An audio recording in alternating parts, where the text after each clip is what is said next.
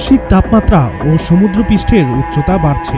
নিম্ন উপকূলীয় শহরগুলি ইতিমধ্যেই ধ্বংসাত্মক বন্যার সম্মুখীন হচ্ছে এবং ক্রমবর্ধমান জোয়ারের বিরুদ্ধে লড়াই করার জন্য সৃজনশীল সমাধানের একের পর এক বাঁধ নির্মাণ করেছে শক্তিশালী দেশগুলি, যা নিম্নাঞ্চল দেশগুলো ছাড়া পরিবেশের দিক দিয়ে দিন দিন ঝুঁকিপূর্ণভাবে এগিয়ে যাচ্ছে। এই মুহূর্তে বাংলাদেশে 11টি জেলা বন্যা কবলিত। এই জেলাগুলোয় বন্যায় ক্ষতিগ্রস্ত মানুষের সংখ্যা প্রায় ৪৫ লাখ। পানিবন্দী ৮,৮৭,৬২৯টি পরিবার। এখন পর্যন্ত ১৩ জন মারা গেছেন। আকস্মিকভাবে বিনা নোটিশে ছাড়া ডম্বুর বাঁধ খুলে দেওয়ায় বাংলাদেশের এই বন্যা সৃষ্টি হয়েছে। ঠিক ভারতের সাথে এমন ঘটনা ঘটতে পারে যদি ব্রহ্মপুত্র নদে চীনের বাঁধ থ্রি গর্জেস বাঁধ, যা উত্তর পূর্ব ভারতকে বেশ ভোগাতে পারে। ব্রহ্মপুত্র নদের নিচের অংশে ৮টি হাইড্রোলিক বাঁধ তৈরি হয়েছে, যার জলধারণ ক্ষমতার ভিত্তিতে এই বাঁধ পৃথিবীর বৃহত্তম শক্তিশালী উৎপাদন কেন্দ্রগুলির মধ্যে অন্যতম। ভারত সহ বাংলাদেশের জন্য বিপর্যয়কর হতে পারে এই বাঁধ।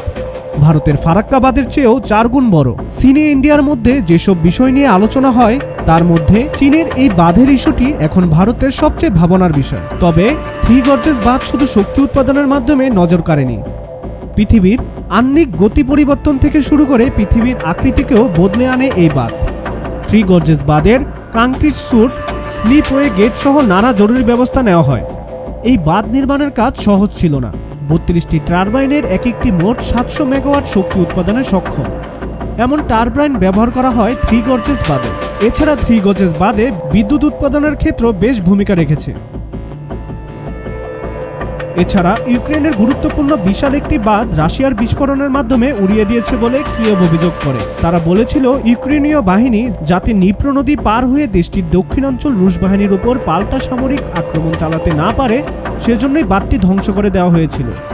বাঁধটি বিধ্বস্ত হওয়ার পরপরই আশেপাশের এলাকায় বেশ কয়েকজন মানুষ হতাহত হয়। তাই বলাই যায় প্রতিটি বৃহৎ বাঁধের সাথে পার্শ্ববর্তী দেশের অবস্থান টিকিয়ে রাখা খুবই দুষ্কর।